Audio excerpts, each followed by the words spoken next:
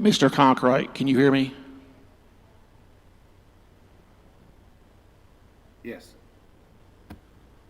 Okay, thank you.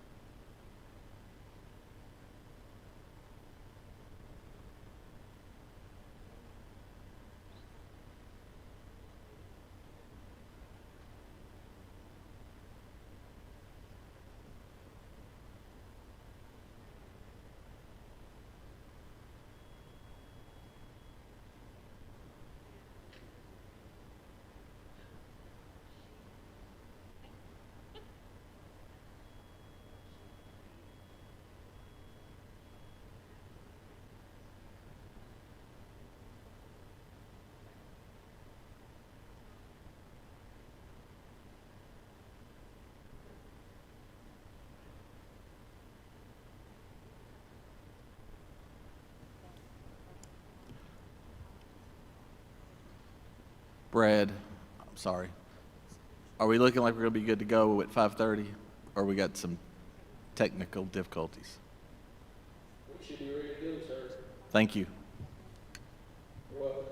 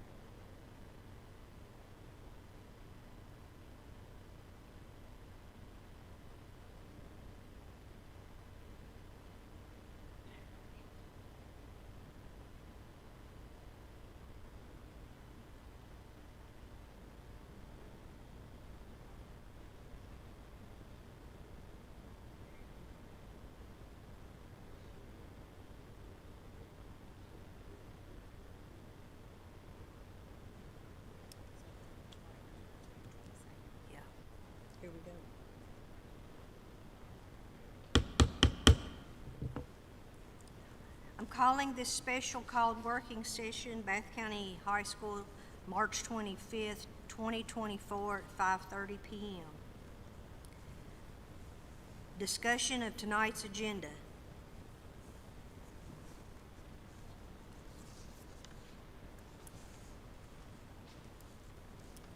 No discussion, tonight's agenda.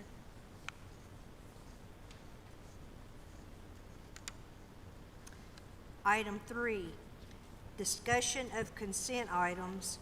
A, Connor Stewart EF Tours. Very quickly, Connor, before you come down, just go over the general consent agenda items. All things that are repetitive each month I'll not cover. You'll want to take special note of 6F travel. There are many going out of state, including what Mr. Stewart is proposing here in just a minute. And then 6J, just asking for a capital funds request. That's something we do annual. 6K, accept bids for multiple services. That's so we bid out all our, you can see there's many things included in there. 6L, we have an employee who needs extended intermittent leave. The policy in there says that we shall grant it for 1 year, and it will be much appreciated if the board approves that. 6M, approve the contract with UK athletic trainer for the SY 24-25 year. That cost of that is just a little bit more than last year, and if I'm not mistaken, they're the only ones offering an athletic trainer for us. And then 6N is approved the AHERA 3-year inspection. That's a air quality inspection that just takes place. And so if the board is okay, Mr. Stewart, I've asked him if he would present in this session so that you all have time to process what he's asking and make a well-formed decision. Mr. Stewart.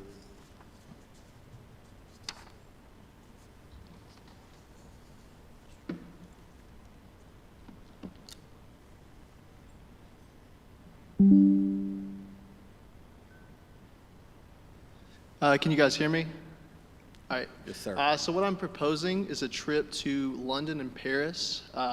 That's not going to be the Kentucky locations, but rather the ones in Europe, in Britain and France.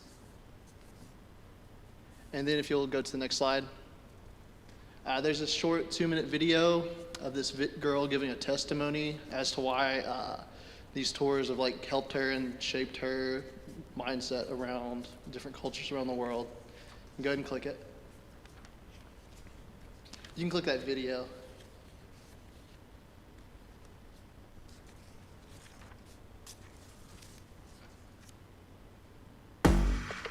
The future of your business is here. With Wix, you get advanced.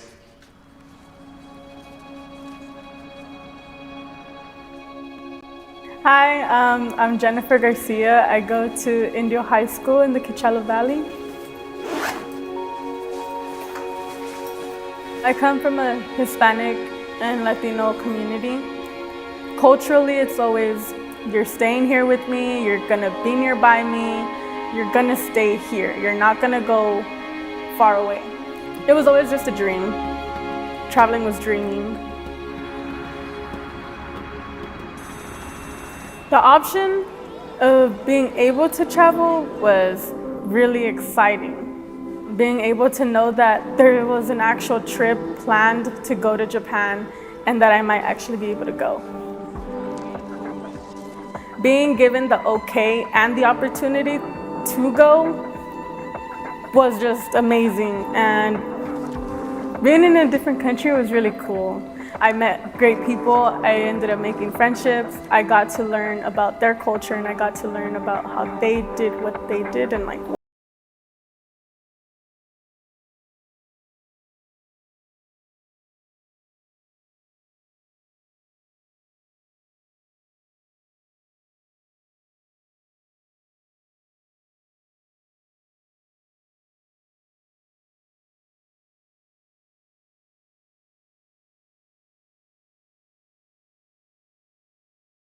I wouldn't have the traveling bug. I wouldn't want to continue to go to different places, or it would just seem hard to me and I wouldn't actually be able to do it.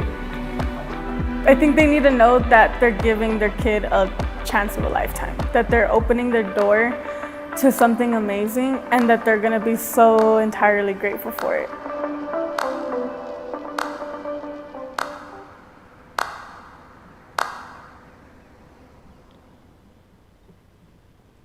All right, so that was an actual student's testimony as to why an EF tour helped her. You can go on to the next slide. The agenda for this presentation, a little bit of introduction, itinerary, everything that's included, the travel partner EF, about them, some safety and support that they provide, and finally the prices. A little bit about me. My name's Connor Stewart. If you want to know me base level, I like ice cream. My favorite color is purple, and I like professional wrestling. Other than that, I'm a special ed teacher. This is my 3rd year teaching special ed, 2nd year at the high school. And I've actually somehow managed in 3 years to teach every grade. So that's something pretty unique. As to why I travel, traveling was something I was never able to do when I was younger because we didn't have the means to do so. And so when I first became a teacher, it was something really liberating for me to be able to just, even something as simple as Missouri, to go out there. I've been to other places now, such as like Texas, Florida, Iowa, just all out over the country. And I think it's one of the most beautiful things to be able to do. You know, we can learn things in the classroom, but I think one great way we learn is through experience. And traveling is like one of the biggest experiences I think us as human beings can be offered. Why educational travel for students? Sort of like I mentioned before, and the girl in the video introduces new ways of learning so she can get to see different cultures, provides innovative hands-on skills, gets students off screens and interacting with the world. We know it's hard for them to stay off their phones in the classroom. Even outside of phones, we have Chromebooks, so that's just an experience to get them off of that, sort of interacting with the real world. Complements academic curriculum and provides opportunity to discover one's life passion. So these EF people, how did I discover them? I was scrolling through TikTok one day and I saw this ad. It seemed halfway legit, so I signed up, and then maybe a few days later I got a call back. And which is funny because I don't usually pick up spam calls, but like I answered this one and turns out it's pretty legit. They've had 55 years of experience. They have staff on ground 365 days a year. They're located in over 50 countries, and they have staff located on each of these tours with you. And they're accredited, just like our school. Now, why would Bath County want to do this? Well, we can hop on the bandwagon because if you look here, surrounding counties such as Montgomery, Bourbon, Carter, Mason, all do it. And that's not just, so it's not just like a thing that we would be doing separately from ourselves. This is a thing that other schools are doing as well to get these experiences. So now looking into our trip as to where we're going to be going, like I said before, London and Paris. Of course, that'll be overseas. In Paris, we'll be staying about 4 days. We'll have the flight overnight, have a walking tour of Paris. We could see landmarks such as Notre Dame. And again, the whole time we'll have a guide with us from the EF. We'll see other things like, what does that one say, the Montparnasse Tower.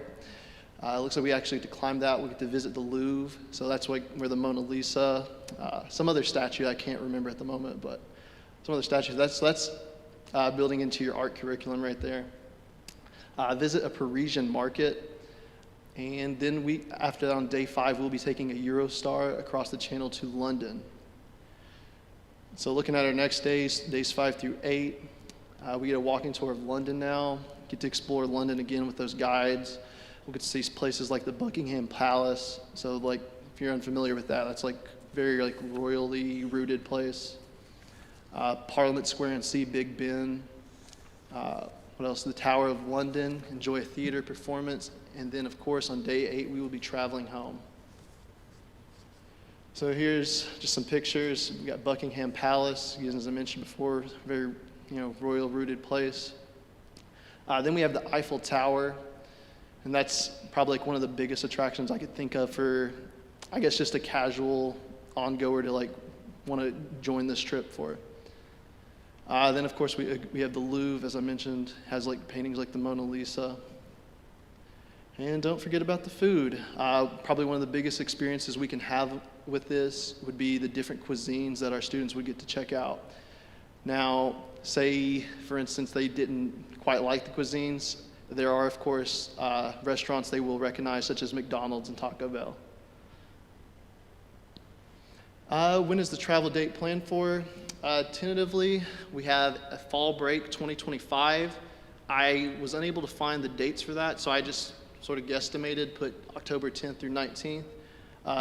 I've talked with EF, they are very flexible as far as when those dates could be, so if it would fall break happened to be the next week, we could change that, or the week prior, or just however that ended up working out. So what's included on the trip? If you look at this slide, you'll see quite a few things. Not much is left out. We get the airfare, hotels, regional style meals, so that's those cuisines I was talking about. And if you'll notice, they do say just breakfast and dinner. Why they do lunch on the kids is so that that gives them the chance to go out and explore, sort of get their own meals. If they want to get that McDonald's, Taco Bell, that's their opportunity to do so. The tour director, who will be with us 24/7, the tour director is also bilingual, so if there's any language barriers that come up, that issue will be solved with them. Transportation will be provided, like the plane, the buses, the channel over to London. Again, as I said, expert local guides. Of course, we'll get to sightsee, and part of the payment is your entrances to all these landmarks attractions, so like the Big Bens, the Eiffel Towers, the Louvre, all included within the payment. Now, if that's what EF covers, like what are our students responsible for? Of course, they'll have to come with their passports, visas if that's what they have, baggage fees if what they're carrying is too much and like have to pay for the baggage fees, tips for local guides, bus drivers, and tour directors, and then of course snacks and some meals in case they were to get hungry or need something to snack on while they're over there. So why do I partner with EF? As I said, I sort of just found these guys on TikTok, wasn't really sure if they were legit, but talking to them for a few weeks, I came to discover they're pretty legit, as I mentioned. 55 years of experience. They have local support and insight worldwide, rigorous health standards, 24/7 tour director and chaperone team support. So once again, like being overseas, like staying in contact with parents won't be a problem, like them worrying about safety. We got it all handled. What else do? They do some educational things. They have like this college course they can take to have 3 college credits in a 16-week course. It also helps with college essays, for the biggest reason being like going overseas can be quite an experience, and that gives teens plenty of like things to write about when it comes to college essays. Then there's also some sort of EF personalized learning guide. I had talked with my tour guide, and he wasn't entirely sure what this was, but he is in the process of getting back to me on what that one exactly means. So what happens when they come home? What you'll see is the growth mindset because they've gotten to explore different cultures, they've tried different cuisines, they've seen how people interact outside of the confines of Bath County or Kentucky. Global perspective, so again, expanding their worldview, they're seeing like the world is not just limited to the school they come to or the state they live in. It's also an opportunity for them to learn more about themselves. And then, of course, we have action and impact where they gain necessary skills to make an impact so they can see, I'll say, for instance, like I traveled somewhere in Tennessee, Nashville, I want to say it was, and I was surprised at like the number of homeless people I had seen. Then it really harkened down when I went to New Orleans, and the number was just mind-blowing to me. And so something I did as a result of seeing that, like personally, was me and my friends, we started up this, what we call Cake Club, where we bake not just cakes, but we bake usually it's sandwiches, muffins, and we give it to homeless shelters because having seen that impacted me. So whether they do something to that nature, I don't know, but it's something to, again, broaden those horizons. And again, just looking more about what EF does, like I've said, they have the tour directors. There will be one with us 24/7, bilingual. There is the travel support team in case emergencies were to come up, and they have their number listed there. The group leader, that'll be me along with any chaperones that come. And how that works is for every 6 students, we'll need a chaperone. So if we just have 6, it would just be me going alone. If we were to have 12, we would have another teacher from the school potentially going as chaperone. Book with confidence. What I've done with this is that if it were up to me, I would not have done an insurance thing because I guess I'm young and I don't really foresee into the future. But taking into consideration that the needs of parents, I figured an insurance plan would be good to have. So what we got was the Peace of Mind program, where if anything were to come up and they needed to cancel the trip, all that money that the students have paid goes right back to them. So that one's included, and we also have a Travel Protection Plus plan for an additional $400, where they can actually cancel for any reason up to 24 hours prior to departure. And of course, we have a risk-free enrollment period. So after enrolling for, 14 days, students can get a refund of 100% of the money. So if they decide that, hey, I want to back out, they have time to do that.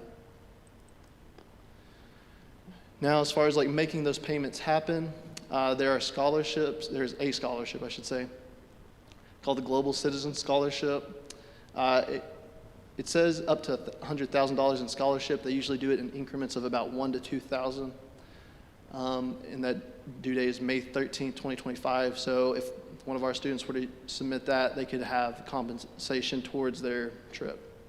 Then the other more popular way, and like, I guess, less strenuous way to attain this money would be this thing. It's almost like a GoFundMe page.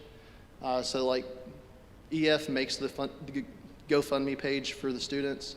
The students are responsible for posting that, and then anybody who wants to or anybody who can see it can send them money to help build the money for the trip. So again, like these people, pretty trustworthy. As I talked about, they have like the whole itinerary lined out, their payment and protection plans. They have very good safety and support. And then of course, like the learning that goes with it. Now, as far as the payments go, we have 2 popular payment options, which would be biweekly and monthly.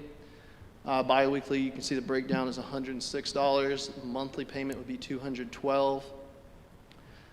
Most people stick with the monthly, as I've been told. Of course, there is always the option to pay in full, which would be the $4,109. And then we have a discounted price, and I think that's if you, I can't exactly remember at the moment, but I think it's like you have to sign up at a certain time within the enrollment period and you get a discount. And that discounted price would roll over with the biweekly and monthly payments. It's just not listed there because my tour guide who made this just couldn't squeeze it on there, he said. And then of course there's an enrollment fee of $95 to secure the spot. And were this to get approved, I would be using the same presentation to give to parents. If they had any questions that I couldn't answer for some reason, I have access to my tour guide. I have his email, phone number. I texted him right before this, so. Any questions from you all? Just a couple things. Yep. When I spoke to you earlier, we have done these tours before in Bath County, is that correct? Yeah. Okay. And then just so you know, October 12th is the first Saturday of the fall break and October 20th is the last Sunday. So what is that again? You were on your days, you're within the window. You had October 11th, which is a Friday. That's the last day of school before the break. So just a heads up. Okay. So I know that's a lot, and if the board has questions, they're yours to ask, but I asked Okay. Mr. Stewart, I knew this would be a pretty lengthy presentation. One of the things that I do want to ask, I know you're doing this early because there's a window, it makes paying the amount of money easier because the shorter the window, you more have to pay, but is there a drop dead date, like if the board chooses to think about this for a month, what is your end date, do you know? Well, what it is like the sooner it gets approved, There is no really end date, so to speak, but like the longer we hold it off, what happens is that monthly, bi-weekly payment Yes. goes up, and it just looks more intimidating to pay. Yes. Does that make sense? Yeah. Thank you.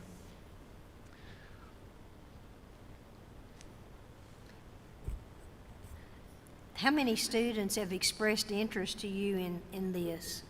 From the students I've talked to, so originally I had wanted to do a Japan tour, but I didn't figure that would be something that would interest as many people at this school. So I switched it from the London, Paris one. And the kids I've talked to, they've expressed quite good interest in it. There's one kid I talked to who wanted to go to Japan. And I told him the price and everything. He said, well, the price doesn't matter. Like, Japan's like once in a lifetime opportunity. But then I told him, I was like, hey man, I changed it to London and Paris, if that's cool. He's like, well, honestly, it doesn't really matter where we go. He's like, the fact that we're going would be awesome, you know? But outside of him, I've had, I would say 10 students like that have talked to me about it and like expressed interest in going. Now, I haven't made it public, obviously, because it's not approved. But I've just sort of dropped those hints. Okay, thank you. Yeah.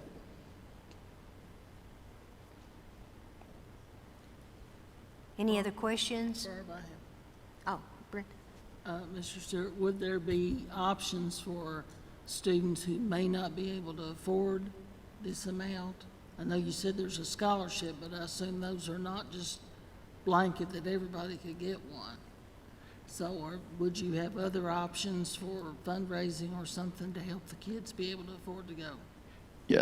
Yeah, we would have to have those, I think, because I think it's important to make sure like anyone who wants to go can go. What I'm remembering from the scholarship, it's like what you have to do is like submit a 2 to 3 minute video expressing why the tour would be beneficial to you and like what it would mean to, like, I guess, change your mindset, that sort of thing. The tour guide had told me that the GoFundMe pages have been, like, in his experience anyways, like they've been the most helpful towards getting students to go on trips if they couldn't afford it. But my thinking is, like, if there's a student who wants to go, like, I'm going to try to do everything to, like, fundraise it to where that student can go, you know? Thank you. Absolutely.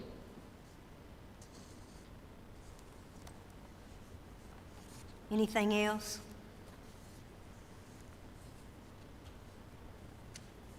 Thank you very much for Absolutely. your presentation. I gave you guys one of these papers. There should be some information in there that you guys might be interested in. If there's any questions, just contact me. If I can't figure it out, I'll contact the tour guide. Just let me know how it goes. Thanks, sir. And if anybody in the crowd would like one for whatever reason, let me know. Okay. Thank you.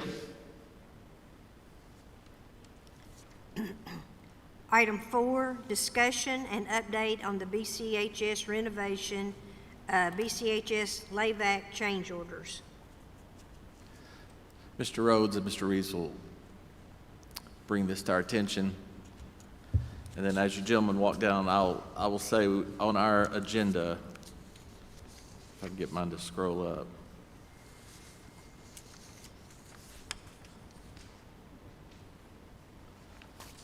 Hold on just a second. I want to make sure I read.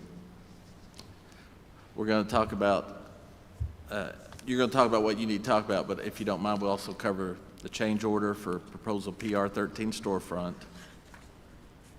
The special inspections invoice, Billy Greg, that's just the continuing what we are going to pay them. So that one's pretty simple. We just need to approve that. Change order proposal PR 7 Chenault exterior double doors and frame. Right. Change order proposal, PR 8, gas storage canopy, storage drainage piping, and change order PR 9, plasma cutter rooms, gravity hood, and change order PR 10, Chenault building.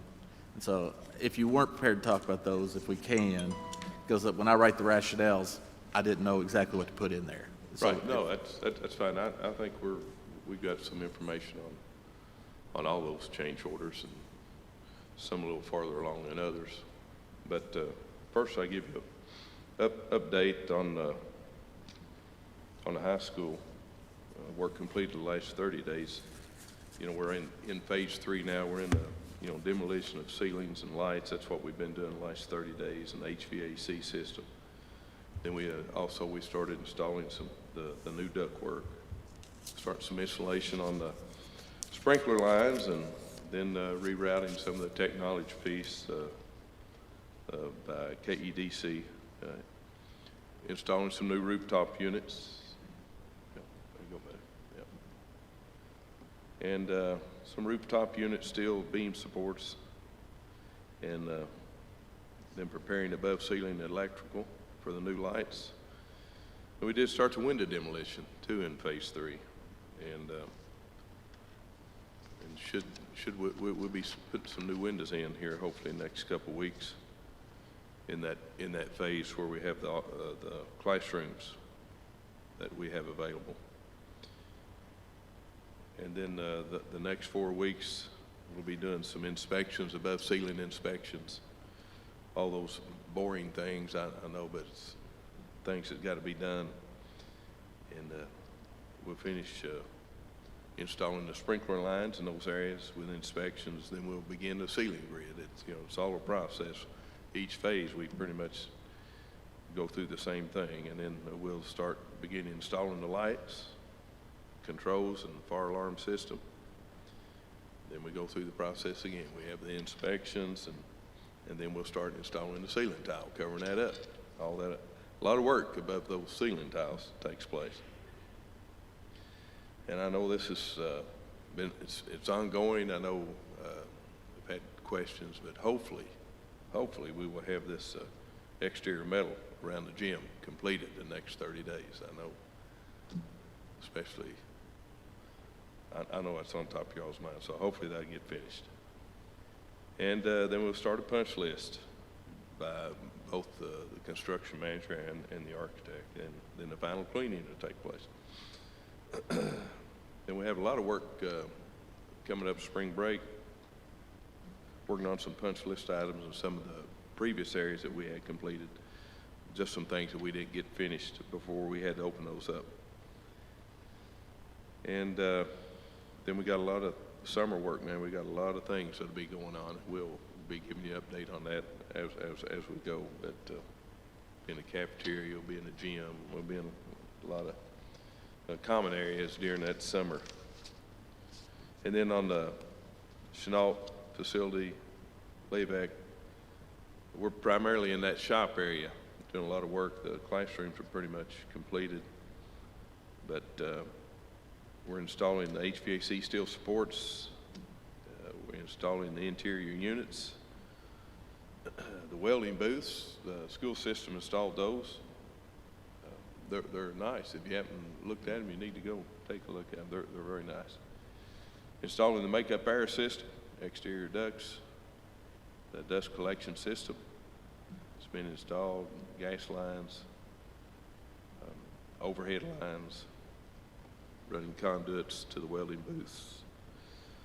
Just a lot of things going on. Started painting in the shop areas. And then next month, we got a little bit of punch list to go, still in the classroom areas. Finished the shop duct systems, finished the electrical, sprinkler system, finished the painting, the overhead doors and inspections. And so it's coming together pretty quickly. And then the summer work, we got a window install, and then we got all that canopy work. Got some site concrete to do. A lot of that during the summer. So summer's going to be busy, and get a lot of contractors and a lot of things going on during the summer break. Any questions? Certainly entertain any questions you might have. All right. And then we got these change orders we'll discuss this time. Would you like me to run through them one at a time, or do you have it? Oh, I have the agenda in front of me. Okay. So I think I'm good. Thank you. So in regards to item number 8, PR 13, depends if I gave Christy enough time to print those out. If I did, then awesome. Okay, so in front of you all, there are 2 options. The first one is what originally was asked for, that ultimately came in really high at just north of $315,000 for the combined blaze and Greyhawk costs or prices. Because we knew that was coming down, we prepared an option B to revise the demo work required and the window layout and window types to then reduce the cost down to about $260,000 combined.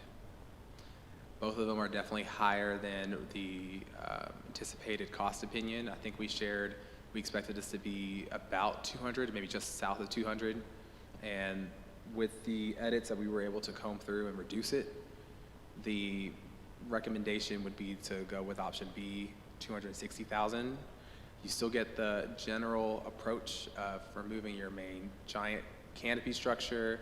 You get to still take out their storefront and put new studs, new metal panel, dress it up to make it look presentable but not look like a main entry. And there is a change to the canopy in that portion where you still get a canopy to cover the doors. They just don't get like underground storm drainage that would take the water away. It would splash onto the grass area or the pavement area. All to say that the wall approach gets resolved with either option. Just option B allows you to have maybe not the most special looking windows, but windows that look like the rest of the building, and a savings on demo costs because we would keep all the existing brick and cover it instead of taking out the existing brick around the storefront. And then, like I said, the canopy got simplified so it doesn't have underground storm connection, but it's still shedding its water on the site, it's just not taking it underground. So those are the main three changes between option A and option B. And I'm sure there are questions between the two. That's still a lot of money. Yes. What if we, instead of doing all that, I know this is going totally off the rails as to what we talked to you about, but what if we reglaze those windows and leave those windows in there and try to do something else to prevent the water from coming in? Because that seems like a lot of money to me to spend right now. So when the site superintendent for this construction job, they did like a test hole into the canopy structure to kind of figure out what's behind it. They realized that water is coming in not only from the windows, but it's also the steel that's holding up the brick up high above the windows. And technically, there's a beam above the doors that are also steel beams.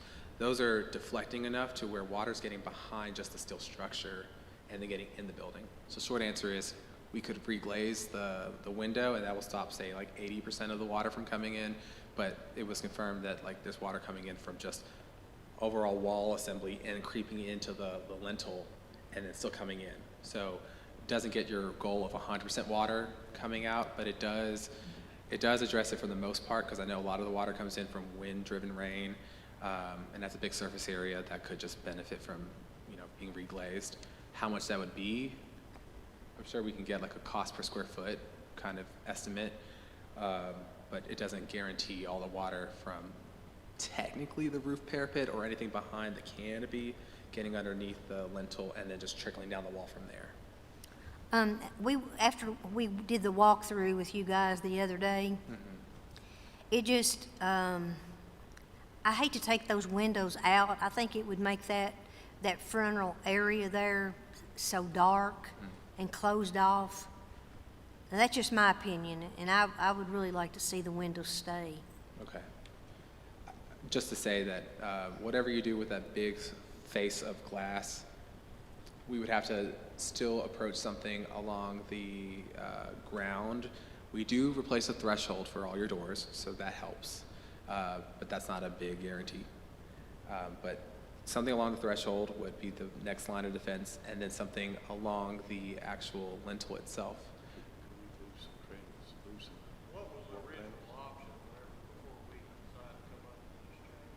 The original option is you cut out the entire frame assembly in the glass, remove all of that.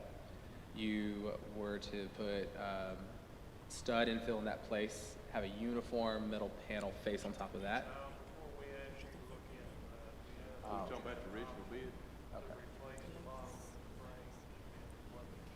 Okay. so currently the project, just the doors get replaced. Before construction started, there was the idea to reglaze it or to take out chunks of the storefront and put in new aluminum sections of the storefront. That cost too much money during bidding, so it just got to the doors themselves. But before we were doing what Ms. Fraser was asking, was cutting out and ultimately reglazing with new glass and new framing in the existing storefront.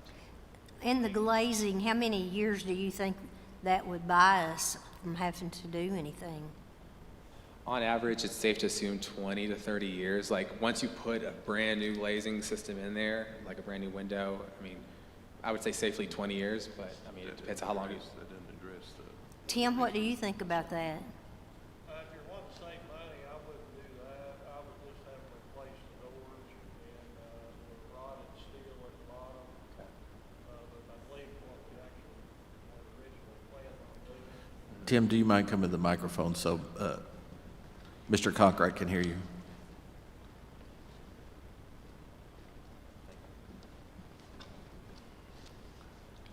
My first thought is, obviously, you know me, I like to go back with new, but if that's not an option and we want to save money, then originally we had talked about replacing the bottom section of the door frames with some brake metal or whatever, what Mr. Ruiz had originally proposed, and replacing the doors and door hardware.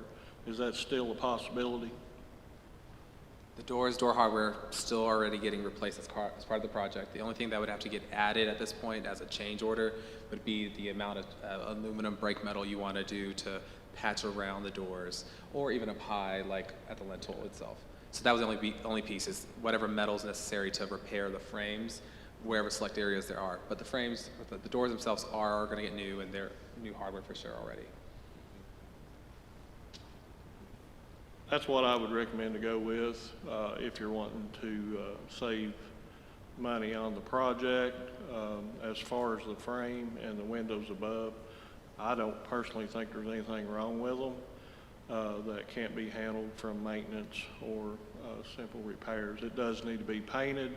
The columns out front, whenever I asked you all to replace that was because of people wanting to enter there and to take that look away from that and make people to focus on our main entrance.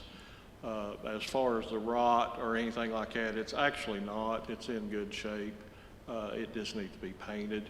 Up top, there is some rot that is going on. If you would like for the construction people to repair what we have, we can do that, or we can handle it in maintenance either way. Okay, thank you. My main clarification on that is the goal still to remove the giant canopy that's out there, or should we just focus it on repairing the frame exclusively, just the frame repair and leave it at that, not reducing the main entry look? If I understand, if we don't fix the lintels, we will continue to have water leaking Yes. in the building. Yes. So no matter if we go the saving the money route and we replace the doors, if we don't fix the lintels, then we're not fixing the problem. If you don't either patch the gaps that are at the lintel, either from deflection or whatever is not currently closed off, so if we don't caulk it or seal it some way or another at the lintels, yes. So that would be part of the endeavor, would be to patch the frame as necessary, and then to plug in the holes along the lintels themselves, so that way no water comes in. Okay, thanks. But ultimately, I guess we'll figure out if the existing giant canopy has to stay. Do you want to think about that and let us know? Yeah, I think we probably need some more time maybe to discuss it Okay. and see what we actually want to do. Okay. We'll look at pricing that separately, just so you have something to do. Okay, with that. thank you. Okay. So So price it with plugging those holes in just the doors. And we're already replacing the doors. That's already in Yes. our budget, right, to yes, replace the doors? door Okay. and hardware, all new. Just the Okay. frame itself is the only thing that remains as part of that. Frame and glass are the things that remain. Okay. David, did you want to? No, just for clarification, so really, we've got the 260 price from we'll sort of hold that. I don't think it'll exceed that, would it, Jonathan? So it should be a not to exceed. And we'll forget about the 300 or around there. So we're looking at that one option, and then we'll explore these others. Is that correct? Yeah, we'll discuss it. Right, right. One thing I want to remind you, the reason why I had you to look at it, if you remember, if everyone remembers, is because those of the doors that are sticking really bad now. So if we leave what is there, we may continue have that problem. So, you know, that was another reason other than me just wanting to change the look of that area on it. I will say, as far as it looks now, it looks better than it ever has with the big chandelier and the, you know, it's really sharp right now. But that was another main reason, because the building is compressing the doors, and you can't egress out of them in an emergency. You know, the set took farthest to the right from the inside, I believe. So that's something to keep in mind.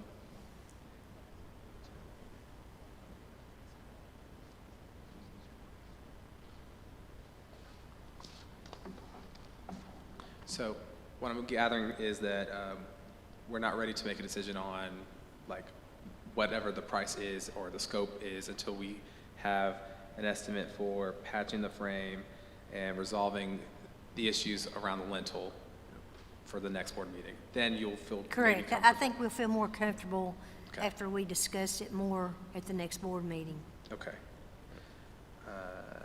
So tabling item number 8, I'll move on to number 9, which is the special inspections, which Mr. Evans mentioned is a part of the ongoing invoicing. As they make visits, they will bill against the proposed amount that was agreed at the start of the project. So for this visit, I think it was in February or maybe March, early March. It was $352.75. Yes. So that was for some structural steel at the Chenault building. They had to assess the structure there.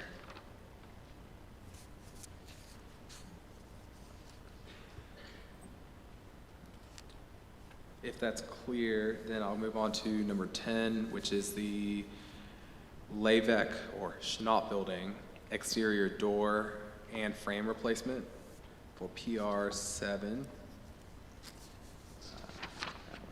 Okay, cool.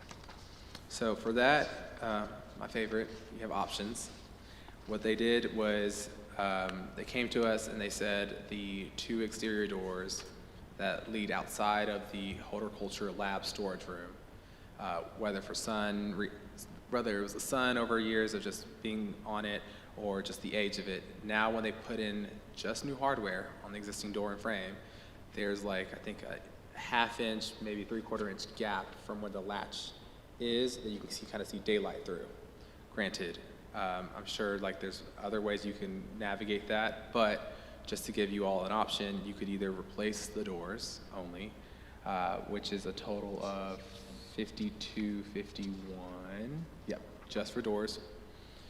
They would get painted, the old ones get removed, but at least you don't have to worry about there being a potential security issue or just air flowing through, like, you know, a gap through the latch of the 2 doors.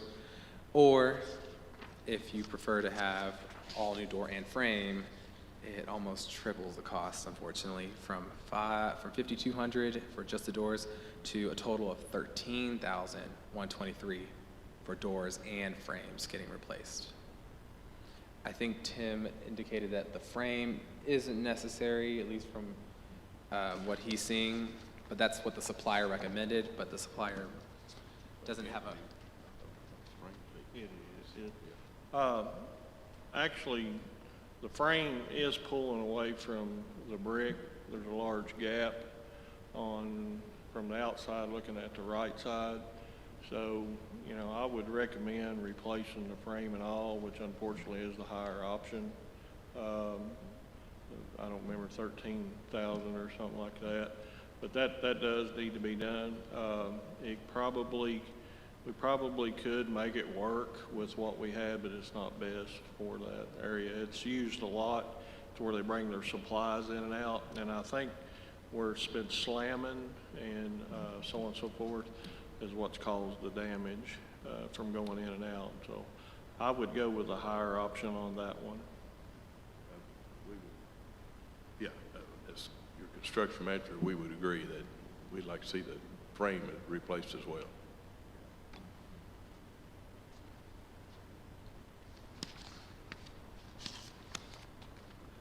Before you make a decision on that, the piece I want you to think about is that the Chanel building alone didn't have any of its exterior doors replaced. It had very few exterior doors replaced, I'll say that. Overhead doors for sure. The front entry doors got replaced, and then interior doors got replaced. But if you're talking about consistency, now might not be a good time, but if you wanted to go ahead and do more than just these doors, we can get you a price for that. If you're okay with just considering these doors as their own exclusive option and understanding that the other exterior doors are going to be their age and operate as they seem to age, then that's your option. But if you are interested in us pricing other doors, we can do that too. This is just the only one that has been a true issue with the ongoing renovation.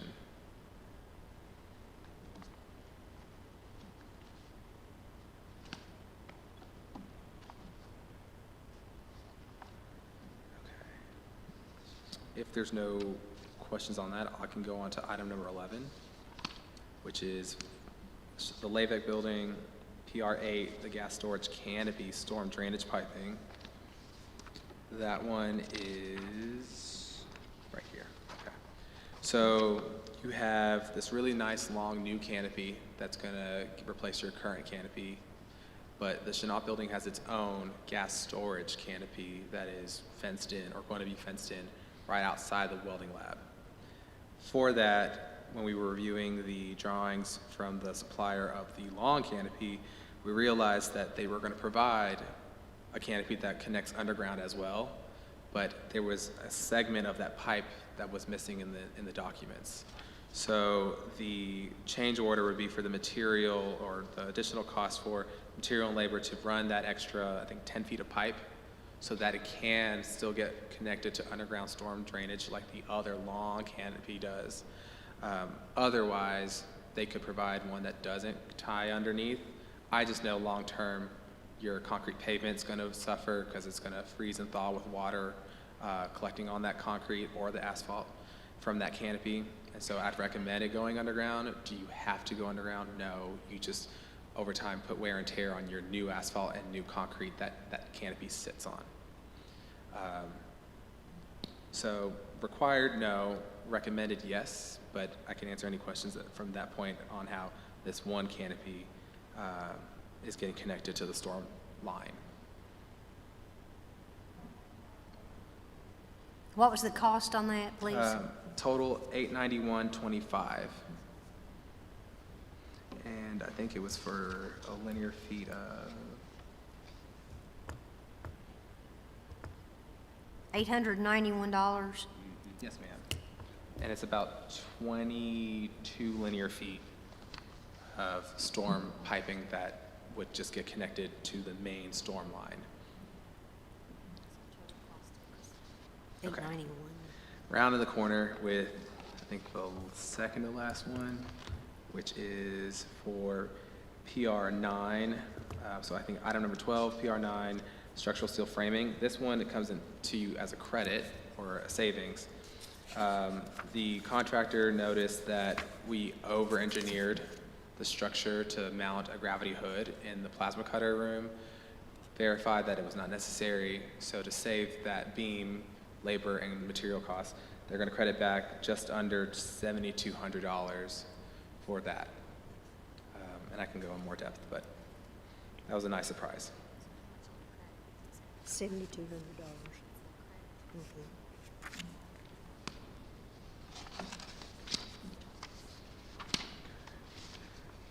Okay, hearing no questions on that, I think we wrap up with,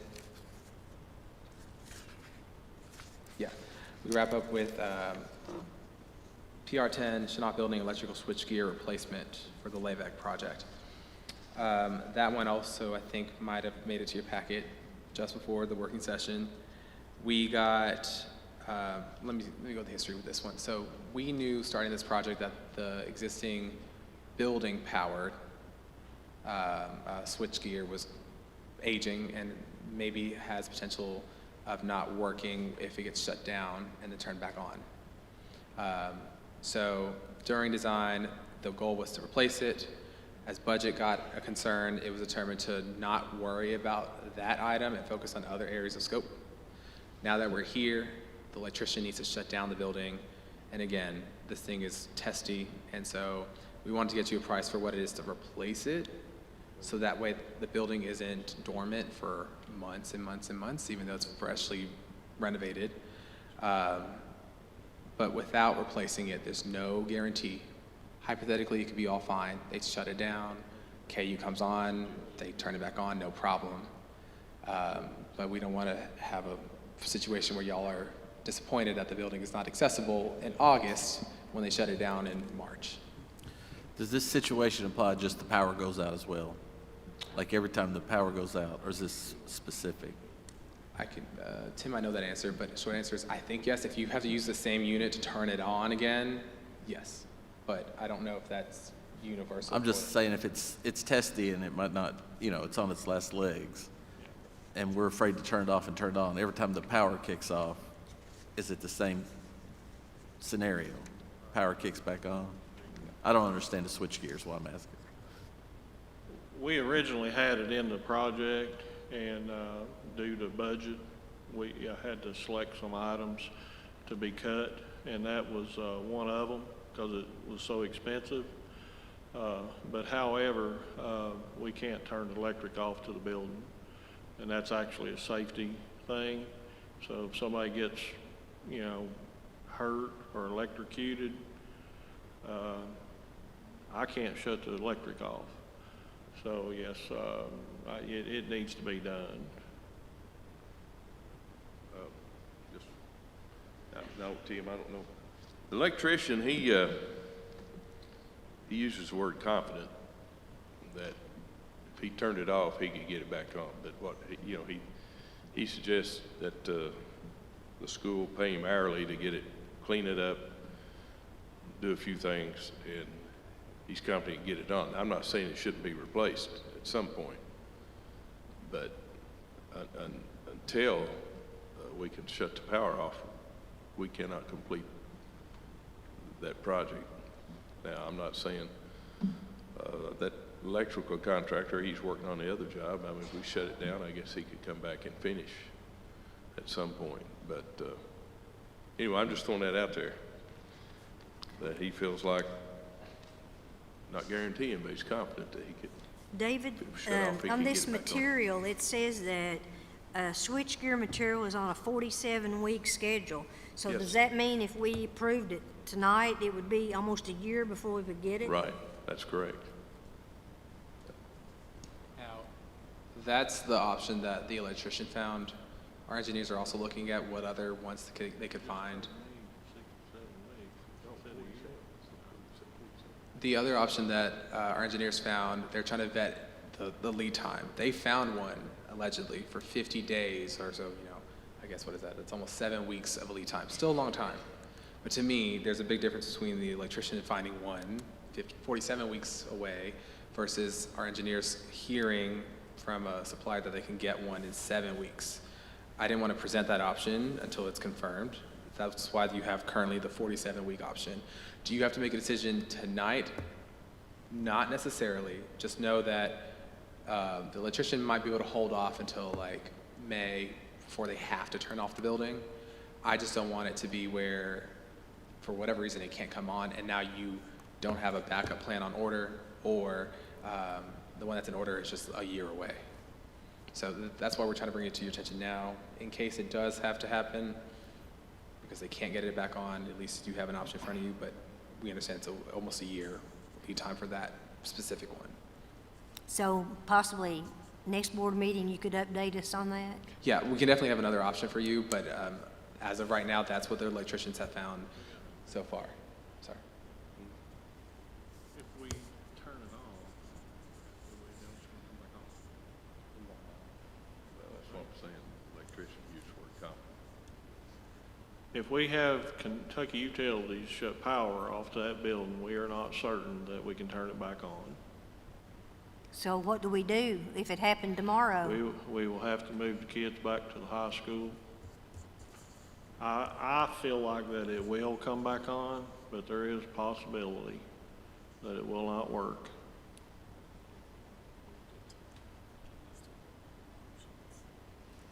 If we approve getting one tonight, can we still go with the other option if you can find one? Would it be at the same cost? That's a good question. I think if the board's decision is you want to go with new switchgear, then I think that gives us to move forward as far as, let's confirm, is it 47 weeks or is it 7 weeks? That's the first time I heard. If it's 7 weeks, then, you know, we may call, and maybe y'all can get some kind of, just get to check the board members, and maybe we can get something even approved quicker than the next board meeting. But I think first thing we need to do, it sounds like you want to replace it, so it's just a matter, we need to find out the best option for the school, for the district. And we'll communicate with Mr. Thompson and try to let you all know, but we're hearing 47 weeks, and then Mr. Ruiz saying it may be 7 weeks, but we just need to confirm that. To your question on price, there's no guarantee that it'll be the same price, because it could just be that one unit that is cheaper might take longer to get here versus one that is more expensive and get here sooner. It might be more expensive by 100, a couple thousand. We can definitely make sure the board knows before we do anything. But we at least want to show, here's what we have. That way you at least know what we're playing on. I know that our engineers have estimated if we did a brand new unit, it would likely be higher than what you're seeing there. If you saw a rebuilt or refurbished unit that has all the necessary warranty items that would make you feel comfortable, that might be just under what you see right there. A lot of nuances. Just want to make sure you at least knew that that was a potential issue. If the electrician's able to shut it down and turn it back on, no problem, then, you know, crisis averted now, but ultimately it would be important to consider moving forward that you do get it addressed so that it doesn't leave your building dormant. Okay. Thanks. I think, Mr. Evans, that's everything on my list. It is, yes, sir. Thank you. And it was quite a list. I appreciate it. Thank you all.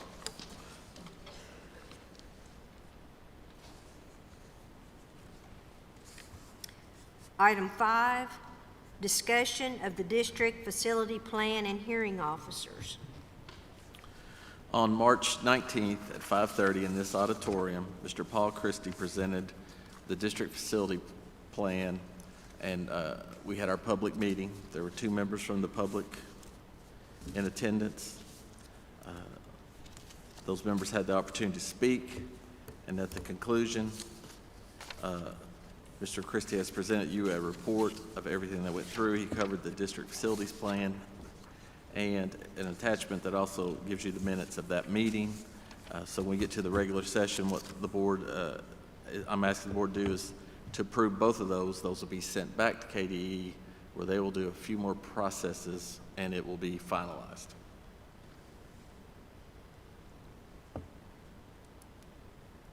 Okay, Yeah, I'm sorry. you're fine.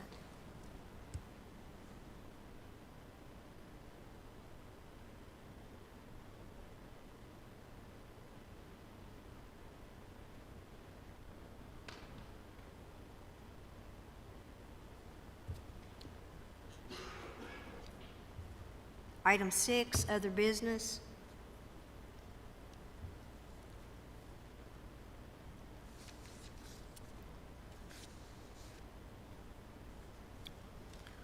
Item 7, adjourn at 6:29 PM.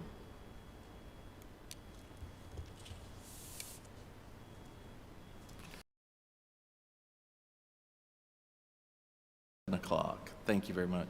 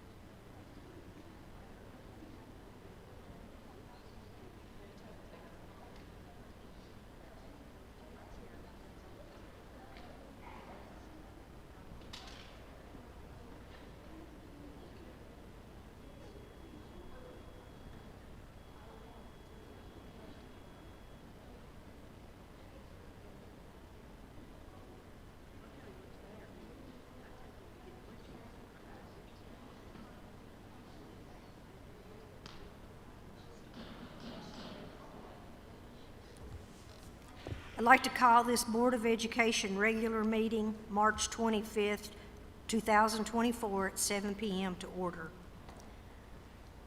Discussion and possible action on tonight's agenda.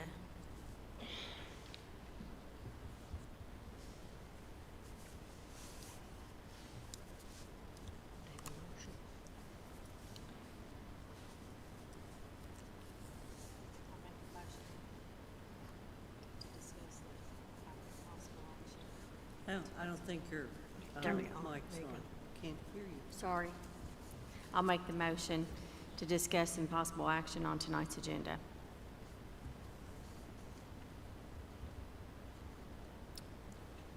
I'll second the discussion and possible action on tonight's agenda. Any discussion?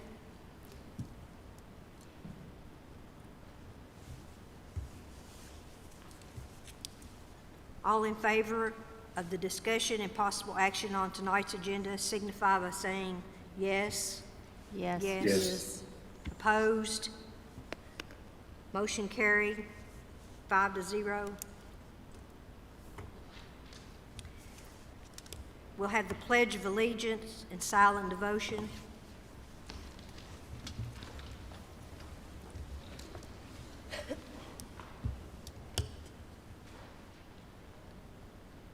I pledge allegiance to the flag of the United States of America and to the republic for which it stands, one nation, under God, indivisible, with liberty and justice for all.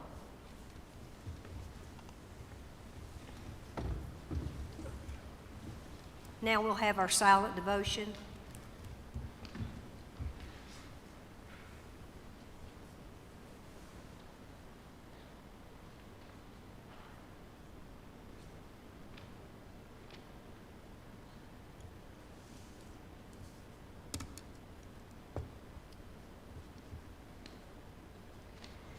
Item 4 is our student spotlight, which is Owingsville Elementary School. Welcome, Dr. Bailey. All right, all right. Well, we know that the impacts of COVID-19 have been detrimental across the entire education landscape, but it's without a doubt more pronounced among early learners, where the development of reading and writing skills is absolutely critical to success for all their future learning. And so today, I'm very excited to share with you some phenomenal students and phenomenal teachers that have excelled in literacy growth.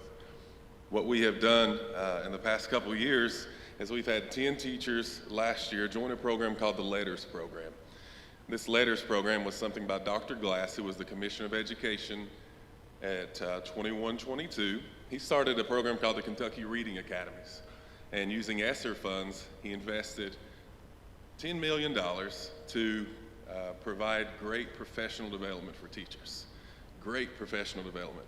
LETTERS is just that. It gives great literacy instruction. You know, it's said that of all the colleges of teaching across the nation, of all of them across the entire country, only 49% of them effectively prepare teachers for literacy instruction. And so our teachers are not coming out ready to teach literacy to the highest level that's needed, like what you're going to see today. In LETTERS training, these teachers are finishing this up. The 3 teachers you see today started this last year. There's 10 of them at OES that started last year, and we have 5 more that voluntarily are doing this. This is an intensive program that takes several hours of their own personal time. They've committed to do this. It's a program that actually typically would cost over $2,000, but from that ESSER funds to the state, they were able to do it free. And they've committed this time to learn how to do it even better, what they're doing in teaching literacy instruction. Some of the core elements of instruction in literacy is phonemic awareness. You'll see that today. Phonemic awareness is the ability for students to be able to hear sounds. A lot of times we take that for granted, to be able to hear the sounds, to identify sounds, to manipulate sounds and words together, all the way down to the smallest units of sound. They've been trained in the shapes of the mouth and the voicing and the non-voicing of words and the holding of the size of your mouth, and it's impressive. What you're going to see tonight is a small sample size of that's been integrated into a program that we feel really teaches the science of reading well. And that's a program called UFly Foundations. From the University of Florida Literacy Institute, they spent 2 years in a nonprofit to develop great literacy instruction. Great literacy instruction, and that is aligned directly to what our teachers have been learning. Now they're wrapping this up. I know even some of our teachers have taken this to the next level, and they're doing a capstone and making this a rank up program too, because of the intensive nature. This is a master's level course that they are willingly stepped into to be the best teachers for their students. These are the type of teachers that we need across the country. You're going to see a sample of that tonight. These are phenomenal teachers, and you're going to see phenomenal students that are going to shine tonight as well. And so without further ado, you're going to see a sample tonight of science of reading instruction through UFly Foundations. We're going to begin with our kindergartners coming on up, Miss Skaggs and Miss Kofer. Miss Megan Skaggs and Miss Megan Kofer, Hannah Kofer, who are our kindergarten teachers. And then Miss Diana Goodpaster, who's our first grade teacher, have invited some of their students to come on stage, and I'm going to come behind them. And you're going to be able to see some of the manipulation of sounds and phonemes, and it's going to be great. So I'm going to come in behind you here.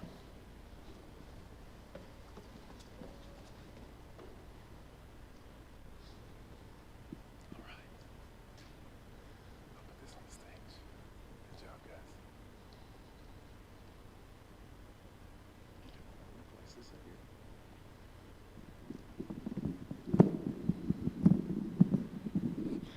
Now our teachers are going to share a little bit about what you're going to see prior to what they do as well, and I'm sure they'll share some of the impacts of what they see.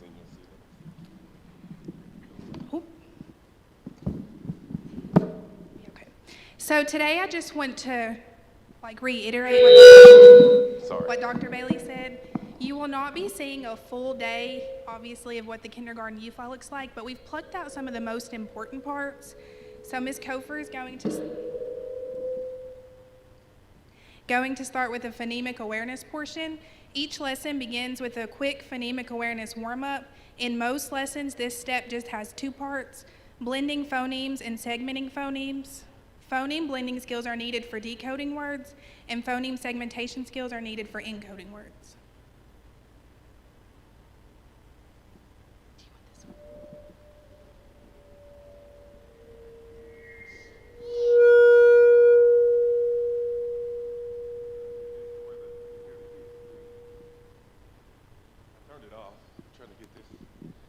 Let's try this. Ready? Let's do it again. Ch. Such. Lunch. Ch. Ip. Now, I'm going to say the word. We're going to say the word all together. Then we're going to count the sounds. Are you ready? Chin. Chat. Chick. Much.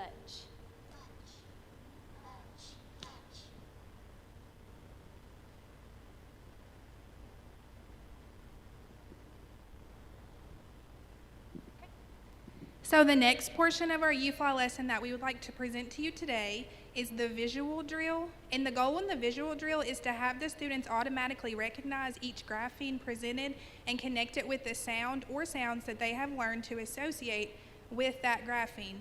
This goes hand in hand with the auditory drill, which you won't see today. Those are typically, we'll say the sound, and they have to write the digraph, the letter, all the sounds that they hear. And this is all to reinforce the students' grapheme-phoneme correspondence by connecting a sound with the letter or letter combination associated with that sound.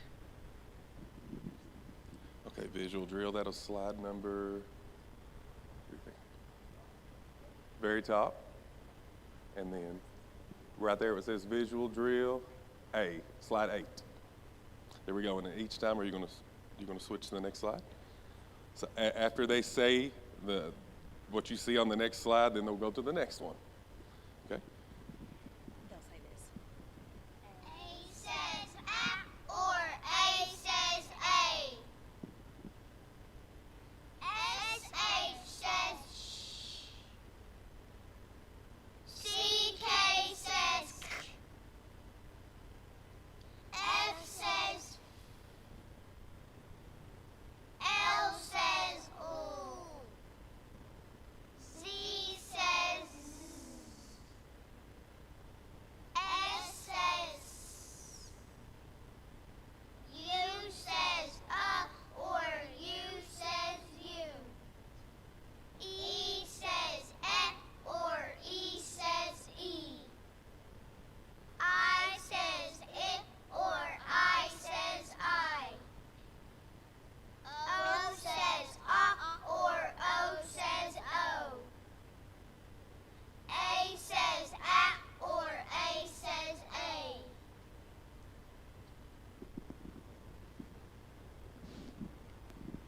The first year that we used UFly, we only used it for half of a year, but this year we've been really grateful that we've been able to use it the entire year. And UFly has shown great success in kindergarten. Students are being able to read and write more independently than we've ever seen before. And now Ms. Goodpaster will present the word chain portion of UFly Day 2. Great job, kinders. Let's give kindergarten a big hand. Wow.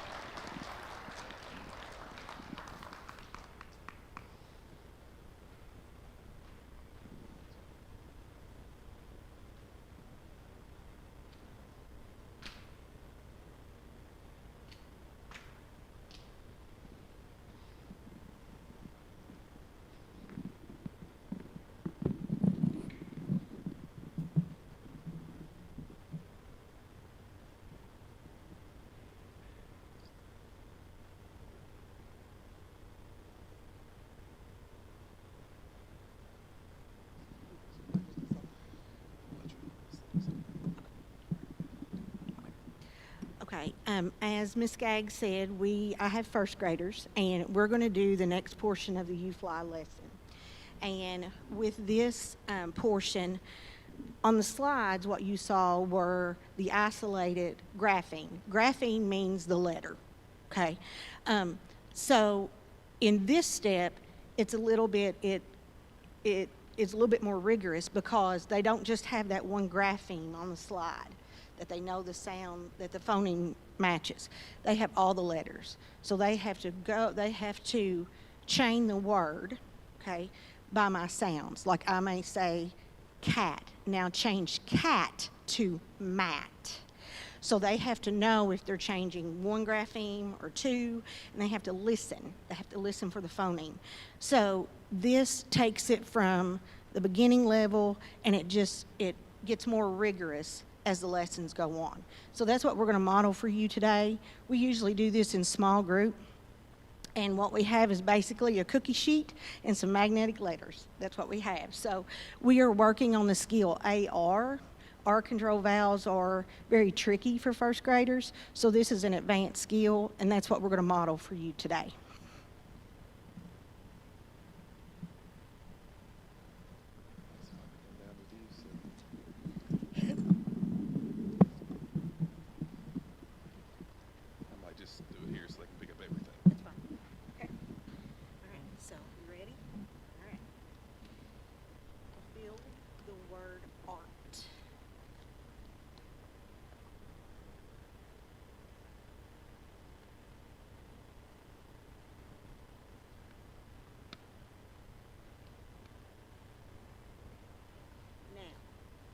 Change art to dart. Art. Okay. Now, which sound did you change? Did you change the beginning, middle, or end? Claire? When you chained art to dart, which sound did you change? The beginning, middle, or end? Beginning. Good job. Okay. Now, change dart to mart. M-art.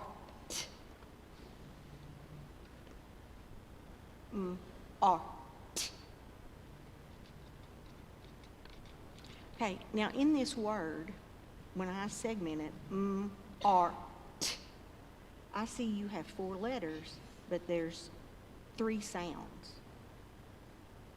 What's our middle sound? Art. Paisley?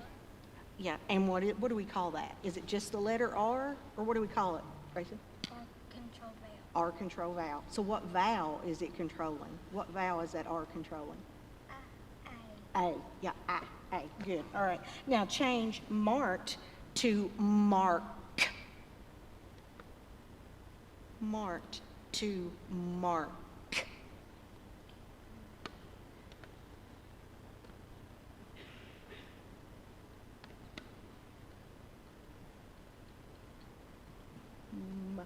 Mark. Good job. All right, now, are you ready for a challenge? Yeah. You sure? Yeah. Okay, we're going to do a diagram, okay, with R control vowel. This is a big change. Change mark to shark. Mark to ark.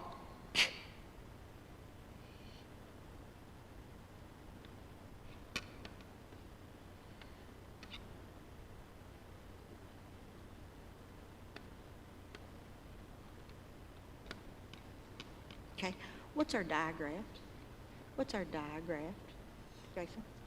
SH. And what sound does that make when it's by itself, Phoebe? Shh. Yeah, okay. All right, now, let's go back. We're going to do some left encoding, okay?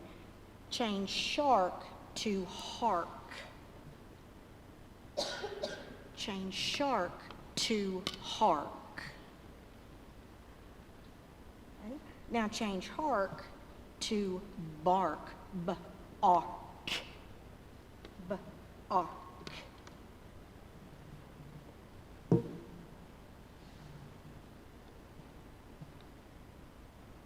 job. You are getting faster and faster. All right, change bark to barn. Change bark to barn. Barn. Change barn to yarn. That's a tricky one.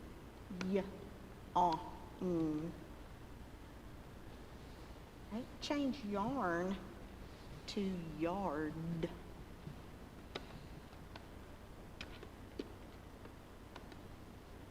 Right, and last one. Change yard to card. Good job. Put your letters back. Excellent. Okay, give yourself a brain kiss. Good job. Good job.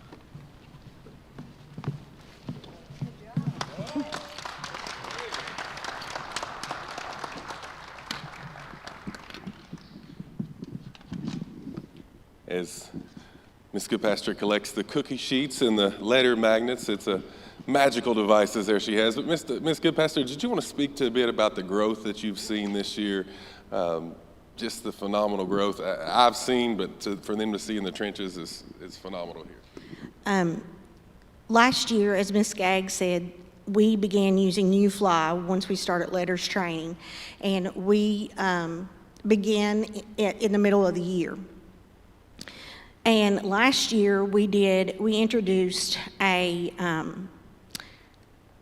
journals activity where students had to write in journals and use different grammar skills and writing complete sentences. And we really struggled at the beginning of the year with that in first grade last year. This year, and kindergarten did that as well, and we implemented UFly with the journals. This year, when the first graders came to me, we saw a huge difference in those first graders because they had already had a half a year of UFly, and their journals was much more advanced starting out. They were writing independently, and they were decoding words, and it was really a phenomenal growth that I saw from the year previously. I have had 4 students that's come to me this year that were non-readers, and they have already crossed over that cuff. They're reading independently. And that opens up a whole world for those students. So UFly, I can't praise it enough, and I think Ms. Skaggs and Ms. Kofer will agree, it's working miracles for our students. And we were introduced to this with the letters training. And I'm just very thankful for it. And I think you can see our students, kindergarten and first grade, are doing really well with it. It's been great. Yeah, they're amazing, aren't they? Good job, guys. Follow Miss Goodpaster out. As I follow them out, I'm going to ask you guys to line up here, and I'm going to give you some certificates. And I know Miss Kofer and Miss Skaggs, they could attest to this as well, but kindergartners said over and over again, these kindergartners are further along than what they've ever seen. I know what kindergarten teachers that have been there over 10 years, further along than ever. And so they're coming to first grade so ready to be independent readers. And this is a small sample size. If you can take what you just saw and multiply that by 5 and see 26 students all doing that at once, these teachers are miracle workers. They can do that. It is amazing, and it's a phenomenal thing. So what I'm going to do is I'm going to call your name, kiddos. Teachers, if you don't care to stand up here because they're going to come too, but I'm going to call your name, and I've got a cool certificate that Mr. Evans is going to give you. As I hand it to Mr. Evans, you get to come shake Mr. Evans' hand. All right, Mr. Evans, come over here. We're going to teach these kids some life skills. All right, Grace, you give me first. So we'll say, Grace, go. And then we're going to call Grace. Grace, go. Here, sorry, Grace. All right, take a stand. There you go. We'll hand you that. We're going to get a picture. Okay, what do you call that? All right, y'all see what Grace did? Here we go. Let's see if you can keep doing that, Grace. All right, next is Phoebe Sargent.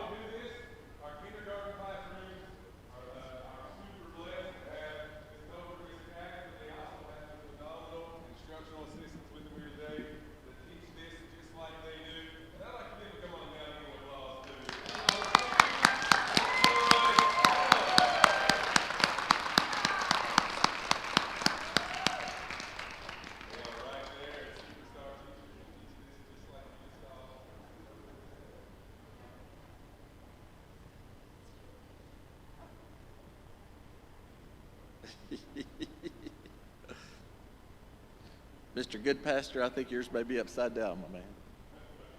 No, you're right. You're right. We put it in upside down.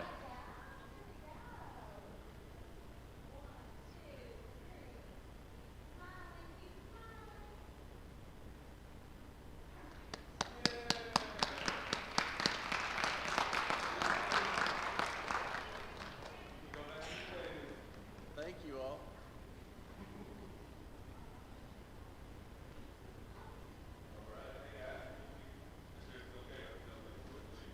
Yes, yes. Thank you guys for coming. That was awesome. Thank you all. Congratulations. So much, yeah. So much yours.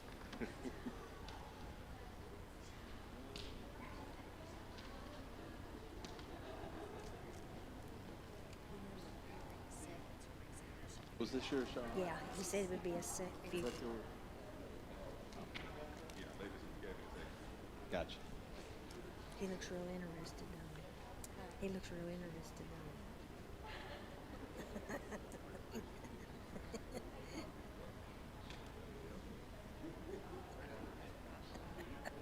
I'm sure he does. While we wait, Brad, you'll pull mine up.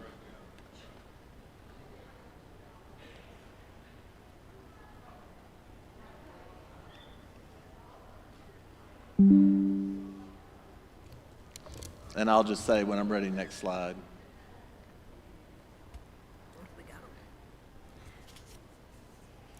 Item 5, Superintendent and Board Communications. A, personnel actions, and B, fundraisers. Thank you. Tonight, I'm just going to cover very quickly 5 or 6 brief slides. If you've seen the videos that we put on Facebook, we're talking about $39, and where does the $39 come from? And so just move on to the next slide. So that slide's before, you don't have to go back, said, are you willing to pay $39 for $25 million for our school? So let's break that down and understand what I'm talking about. So when we took the 5%, we took the nickel, the rate was 61.7. By default, whether the nickel passes or fails, it defaults to the 4%, which is 57.8. So the only thing you're recalling is 3.9 cents per every $100. So the U.S. Census says the average, the median property assessment in Bath County is $101,000 and change. Make it $100,000, that makes the math really simple. So half the people in Bath County will pay $39 or less if the nickel passes. And so, an additional to what they paid this year, 39. They paid 35, which came to 72, if I've done my math correct. Probably not. So the state, when we talk about equalization, that's another word that's hard to understand. The state equalizes. So we'll bring in from the tax, if the nickel passes, we'll bring in roughly $330-some thousand. The state equalizes, and it's not equal, but they look at that and they say, they do a little process and they say, we're going to make it as equal as possible. They're actually going to give us $477,000. And so that $477,000, they put it on a 20-year sunset, which means it goes 20 years and it sunsets. No nickel has ever sunsetted. And so I just put 20 up here, but really, as of right now, it's for the end of time. But take 20 million, times that by 477,000 and change, and you'll get 9.5 million will come to our district at no extra cost. I hate to use the word free because there's no such thing as free in taxes, but it's money that would not have came to this district. It's free money to us, and that's the way I'm gonna put it that way, even though I disagree with the word free. But it's free money. We don't have to do anything different. We pass the nickel. We get $477,000 over 20 years, $9.5 million. Bonding, you'll hear that word a lot, and I'll always follow it. That's the much amount of money you can borrow. We'll have $9 million, somewhere close to that, when we finish with this high school. We'll have $9 million in bonding. That's what we can use to build. But if the nickel passes, it goes to $24,250,000. So the nickel will get us $24 million in bonding. The difference in the $24,250 and 9 is $15 million in change. Next slide. So the end result, the average taxpayer will pay an additional $39 on their tax bill, and the district will realize about $24,840,160 gain. These funds are solely designated for renovation, new construction, and debt service on our school buildings. That's all they can be used for. Next slide. Here's what the community needs to understand. If the nickel tax fails, you still pay the nickel rate. And what do I mean by that? So go ahead to the next slide. First, over time, regardless, no matter what, compensating rate, it may take a little while, but over time you're going to reach that number anyway. That's how taxes work. They're always moving up, whether slowly or fastly. So generally, you're going to pay it eventually. But the second thing you need to understand, if the board should next year take the 4%, it will pass the first nickel we asked for at 59.6. And so when that nickel was offered, the state was offering to give us $550-some thousand. So it's a little bit different, lower. It's because the tax quadrants won't get in all that. But it's $500,000, give or take, either way. So it will, and we're only, since it's 59.6 and the current rate is 58.9 or what, even if we take the compensating rate next year, we'll be over what we asked for last year. So you're paying the nickel rate. The difference is we're not getting $500,000 for the next 20 years, free money. If the board should take the 4% in the following year, 25, 26, it'll pass the rate we're asking for this year. And so the rate moves up, we're going to pass it. And so I understand opposition to it. I get everything. But you're going to pay it as a community somewhere down the line. So next slide. So simple conclusion, in the next few years, everyone will pay the nickel rate, even if the nickel tax is defeated. The difference is the taxpayer ends up paying the exact same amount of money. The district loses out on $25 million. This results in the board being forced to take a higher tax rate in an effort to try and make up for the lost funds. So when we take the 4%, we get $238,000 this year. That's what we'll make, $238,000.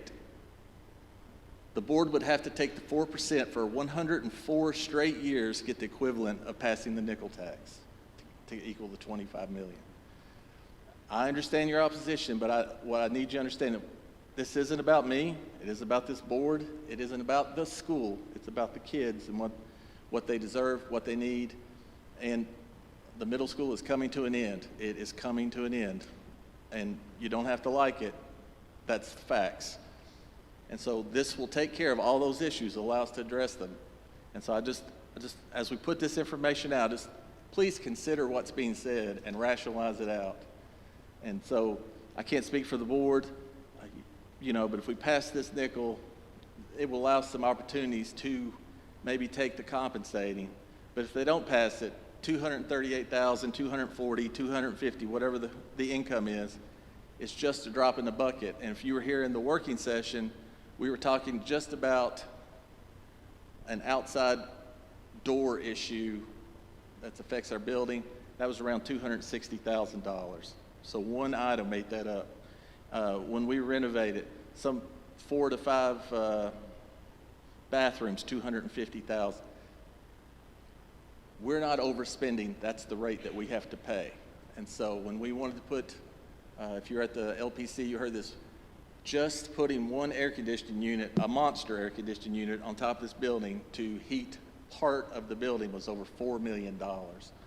And so it's not that we are not upkeeping our buildings, we're upkeeping our buildings. What you need to understand, like if you bought a brand new car, you waxed it twice a year, you had it detailed monthly, you changed the oil regularly, after 10 or 15 years, that car is gonna have wear and tear. And it might still look nice, but eventually it will wear out. We have worked hard to maintain and upkeep our buildings. They are just wearing out and we can't upkeep. And so, you can go buy a new car, or if it's a house, you can renovate your house. It's the same thing. We've kept our buildings, but they're getting to the point where it's not just a Band-Aid repair, it's a major repair. So just remember 104 years at the 4% to do what we can do in 1 year. So I just strongly encourage you to take that into account and pass it. That concludes superintendent communication. Thank you, Mr. Evans. Item 6, discussion and possible action on approving the following items. A, February 26, 24 minutes. B, February financial statement. C, claims. D, superintendent expenditures. E, grants. F, travel, requested for out-of-county travel. G, review of all monthly financial reports of all funds. H, pay bills through March 31st, 2024. I, discussion and possible action on approval to accept bids for learning bus interior and exterior upgrades. J, discussion and possible action to approve the FY 24 capital funds request. K, discussion and possible action for approval to accept bids for the following services: outpatient therapy, speech-language pathology, physical therapy, orientation and mobility therapy, diesel, gas, fire alarm services, fire extinguisher services, elevator service, propane, student and team pictures, school signage, alarm monitoring services, pest control services, security surveillance systems, cafeteria hood range cleaning services, food service vehicle, 2021 or newer GMC Yukon XL four-wheel drive, concessions and sanitation services for the 24-25 school year. L, discussion and possible action to approve the extended intermediate medical leave. M, discussion and possible action to approve contract with the University of Kentucky for an athletic trainer for the 24-25 school year. N, discussion and possible action to approve AHERA, a 3-year reinspection. And before you take a motion, I would just want to remind the board that in the travel, the EF Tours is also included in there, so I want you to be aware of that as you vote. I'll make the motion to approve 6A through N. A second. I have a motion for Carla to approve items A through N, second by John. Any discussion?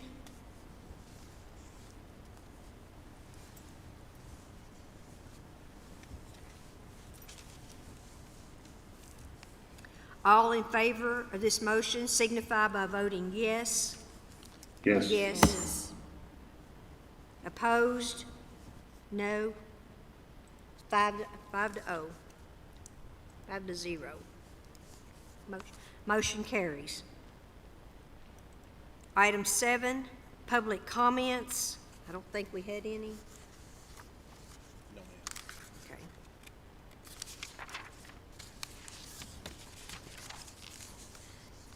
Item 8, discussion and possible action to approve the change order proposal for the PR 13 storefront replacement and infill for the BCHS HVAC renovation BG 22-376 project. I'll make a motion to table the action to approve the change order proposal for PR 13 storefront replacement and infill for the BCHS HVAC renovation BG number 22-376 project, so we can get the quotes. A second. I have a motion by Carla to approve item 8, discussion and possible action on the change order for the storefront replacement, to table this item, second by John. We have any discussion on this item?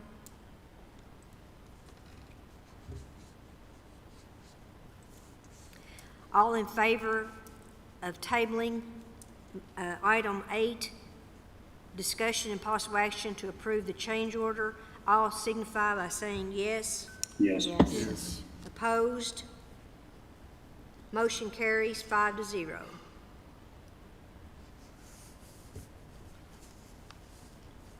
Item 9, discussion and possible action to approve the special inspection invoice from L.E. Gregg to inspect structural steel framing for the BCHS LAVAC Phase 2 BG 22-520 project.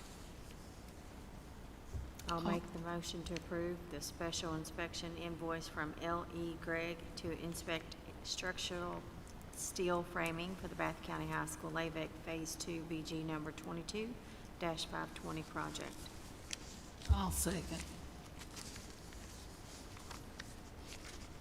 I have a motion by Carla, a second by Brenda. Any discussion on this item?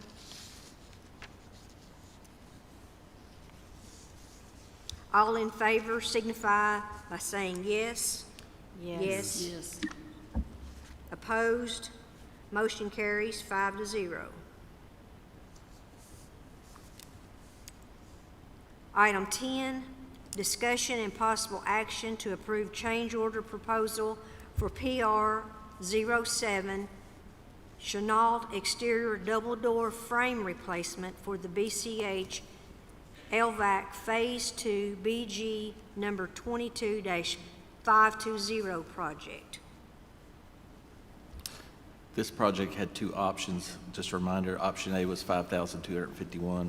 That was for the door. Option B was for $13,123. That was door and frame. And Mr. Thompson recommended option B, just so everyone's aware.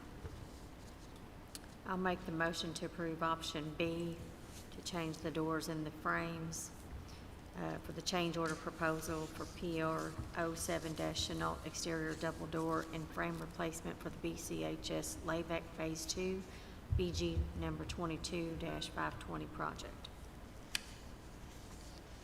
I'll second. I have a motion by Carla on option B of the Chenault exterior double door frame replacement, a second by Brenda. Any discussion?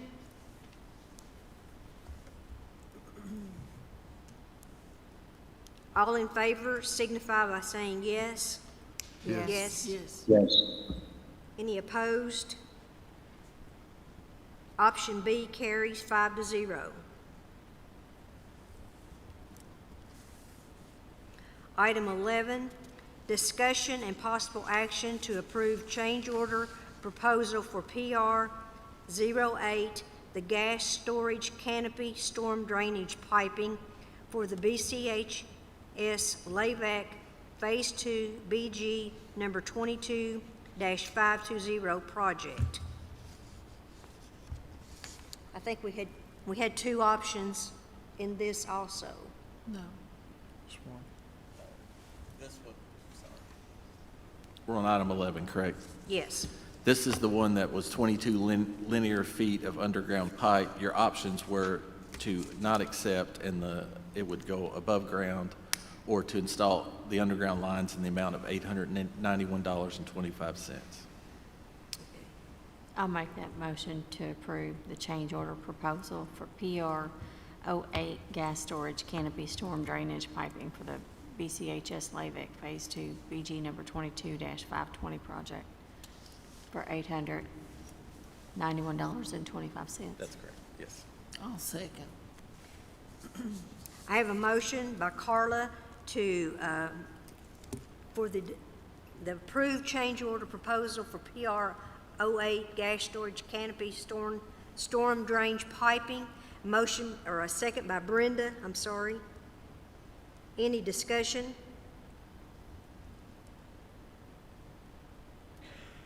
All in favor signify by saying yes. Yes. Yes. Yes. Opposed? Motion carries 5-0.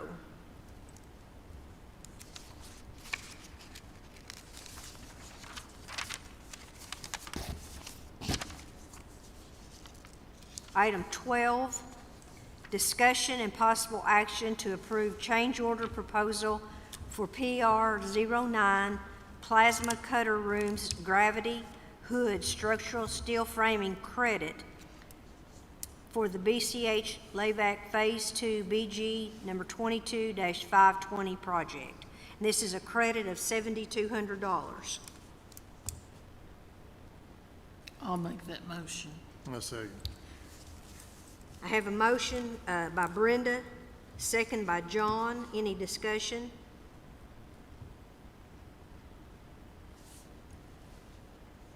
All in favor signify by saying yes. Yes. Yes. Opposed? Motion carries 5-0. Item 13, discussion and possible action to approve change order proposal for PR10 Chenault Building electrical switchgear replacement for the BCHS Layback Phase 2 BG number 22-520 project. I make a motion to approve the electrical switchgear replacement for Bath County High School Layback Phase 2 BG 22-520 project. I'll second. I have a motion by John, a second by Brenda. Any discussion on this? I wanted to ask, is this going with the 47-week, or are we to have them look for something sooner?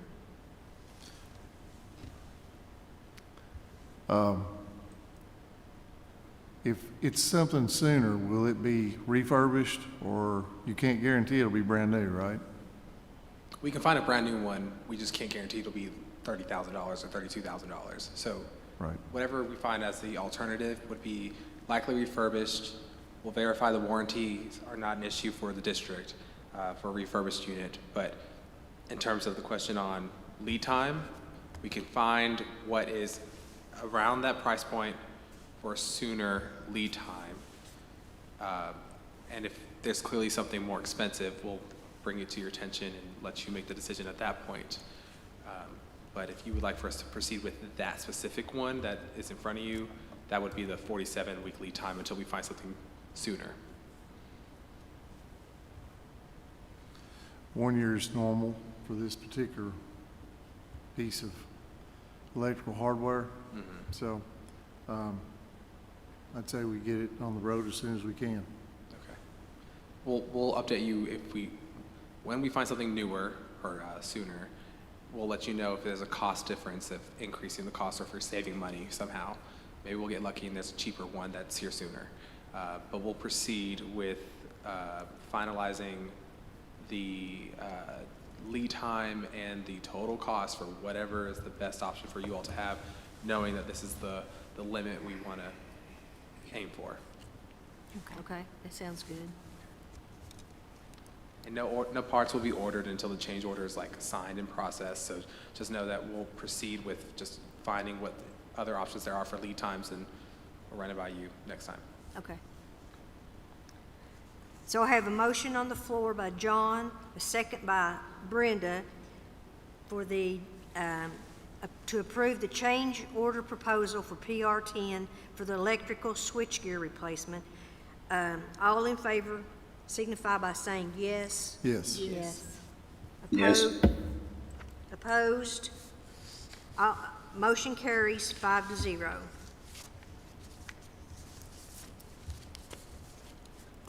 Item 14, discussion and possible action to approve the district facility plan and the hearing officer's report.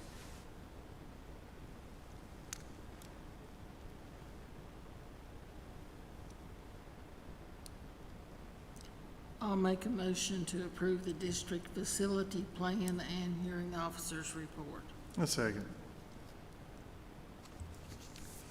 I have a motion by Brenda to approve the district facility plan and the hearing officer's report, a second by John. Any discussion on this item?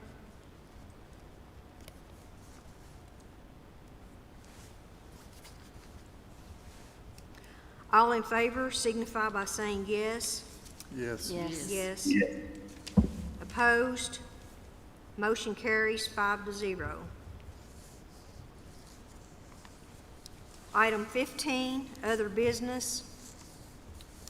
I would like to make a motion to abolish the deputy superintendent position effective June 30th, 2024, and keep the instructional supervisor, district assessment coordinator, DAC position, and abolish the stipend with the deputy superintendent position. Or do I need to make that a reinstatement?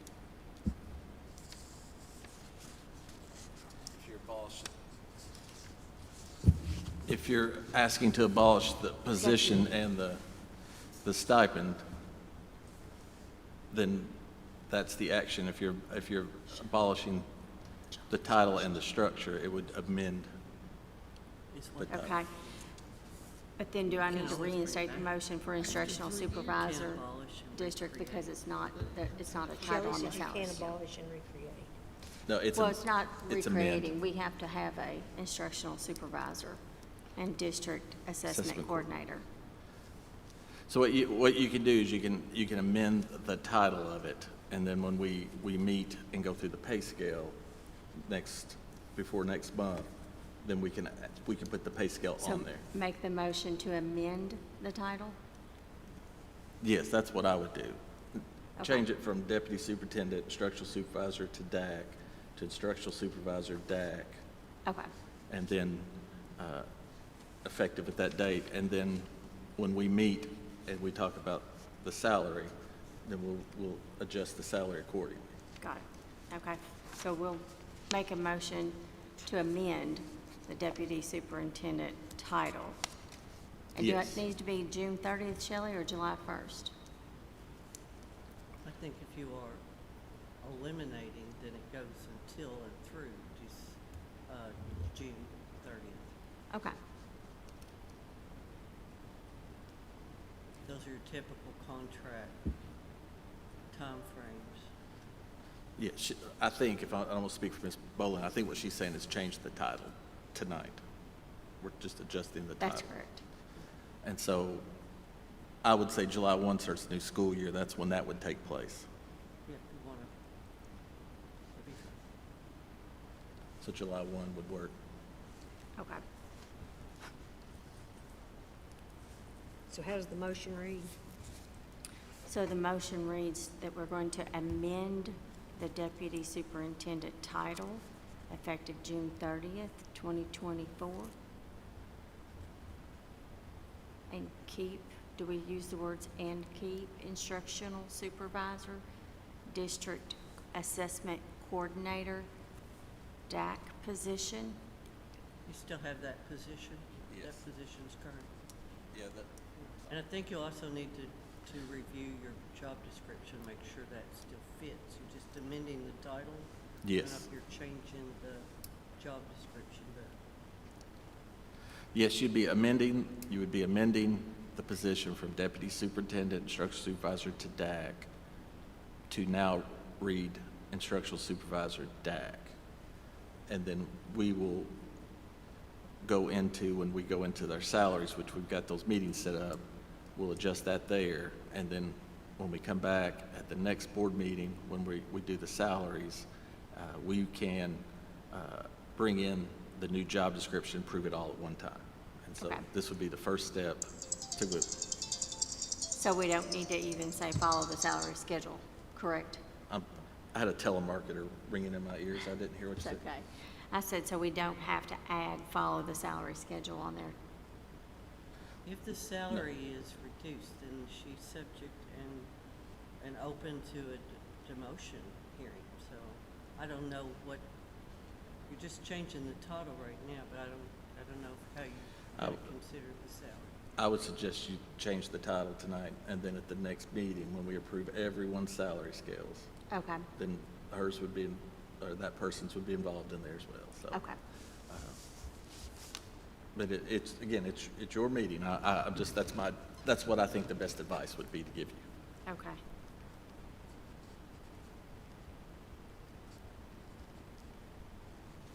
And then I also need to, go ahead.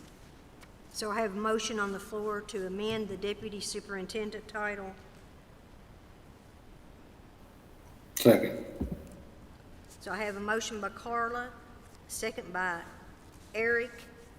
Any discussion on this? Yes, ma'am, I had some discussion. I really am not clear on what we're doing. I don't understand what you're doing. We're eliminating the position of the deputy superintendent. Changing the title? Amending Eliminating the the position? position. Which one is it? Eliminating the Amending the position or position. eliminating the position? Okay. So, By eliminating by amending the title, you're eliminating the position. okay. Title, which is So my next question is, what's our plan if we're going to eliminate this position? What's our plan for a backup if we have a problem with the superintendent? Who, you know, it could be anybody down the road. What's the plan? What do we do? Well, we can contact and get a stand-in superintendent, or we can use one of our own from that point if we want to do that. Okay. So how long does it take us to get one from KSBA? 6 weeks is the minimum. I'd right like now. to say that we have numerous people in our district that are qualified in the case of emergency to step into that position with a stipend. I agree. How long does that take? I About think 2 weeks? we could call a special meeting and do it immediately. Immediately, about 2 weeks, by the time we advertise it and get it taken care of and interview it. What I'm trying to get at is this. I feel like you're putting the district in a situation that we don't have coverage for leadership, organizational, and safety. One of the things when we went through COVID, we had to look at everything differently. We had to be organized. We knew that we had to be ready for anything. And that's one of the reasons that we went back to this position. What you're doing is you're putting us in a situation, if something happens to the superintendent, whoever that person is, they could have a medical issue, automobile accident, whatever it is, we're going to be without top leadership. I don't think that's a good idea. And so I don't agree with this. And I just want to read some of the counties around us that have assistant superintendents, and this just shows you that what we're doing is wrong.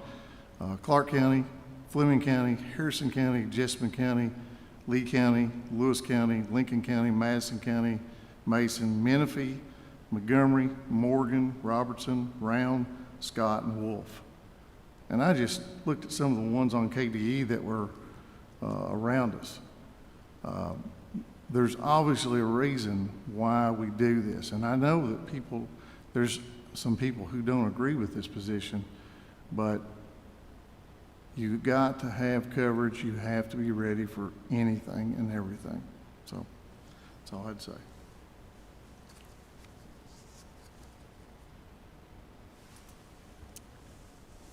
Any more discussion?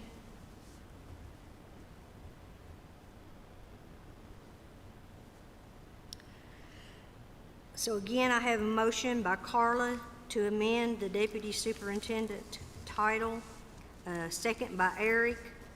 All in favor signify by saying yes. Yes. Yes. Opposed? No. Motion carries 3-2.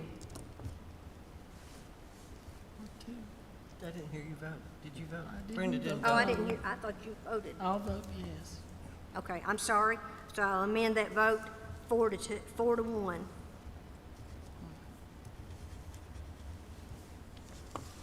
Okay. Now I'm going to make a motion to move the working session and the regular session in April to the 22nd from the 29th.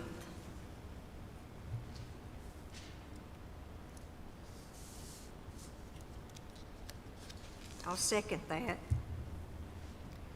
So I have a motion by Carla to move the regular meeting on April the 29th to a special called meeting and working session on April the 22nd. I have a comment if it's all right. So you have a conflict? A comment.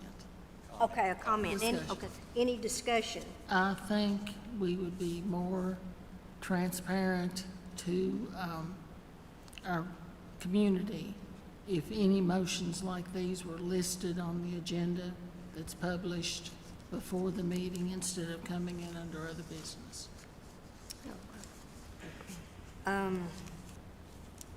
We can do that. We can do that. We were just, I think we had talked to Mr. Evans, and he just advised us to go ahead with the other business. So we didn't just, But as board chair, it's up to you to set the agenda, and if we have known things that we're going to present, I'd like to have them published. okay. I don't have any problem with that.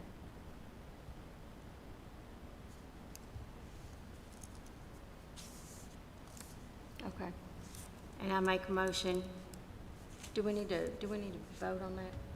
Yes. Yes, we need to vote on, I have a motion by Carla to amend the date from April the 29th to April the 22nd, and I second the motion, so any other discussion on that? So all in favor of moving the meeting signify by saying yes. Yes. Yes. Yes. Yes. Opposed? Motion carries 5-0. Okay. And I'll make a motion to abolish the administrative assistant to the superintendent / secretary position effective June 30th, 2024. Second.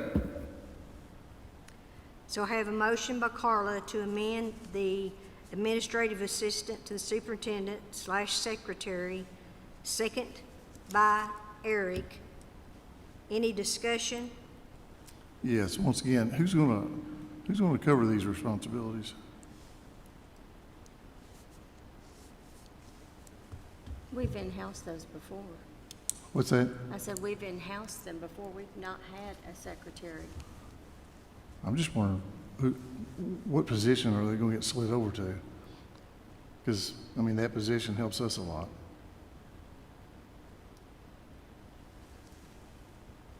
Well, we've got other people that work at the board office that can get this meeting together.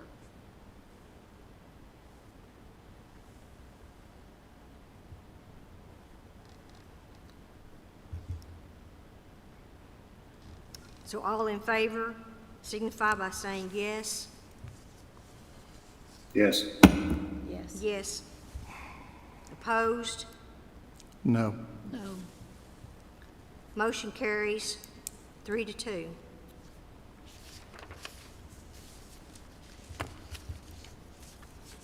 Item 16, motion to go into executive session pursuant KRS 61.810 at 8:04 PM.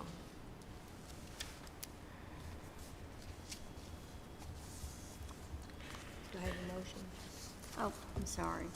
I'll make that motion to go in executive session pursuant to KRS 61.810.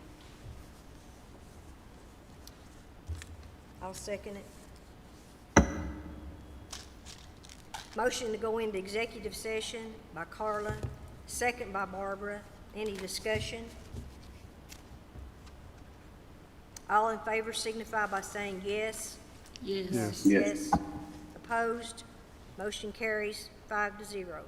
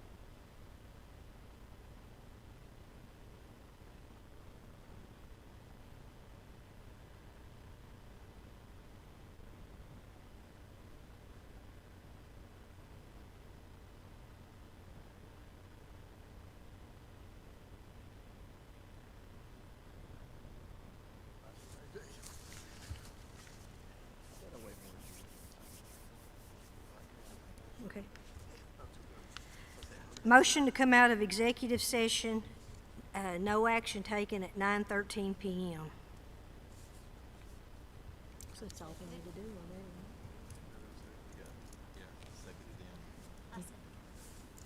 All in favor? Motion by signify saying yes. Yes. Yes. Yes. Opposed? Motion carried 5-0. Motion to adjourn at 9:13 PM. Second. Motion by John, second by Brenda. Any discussion? Adjourn. Did I do that good?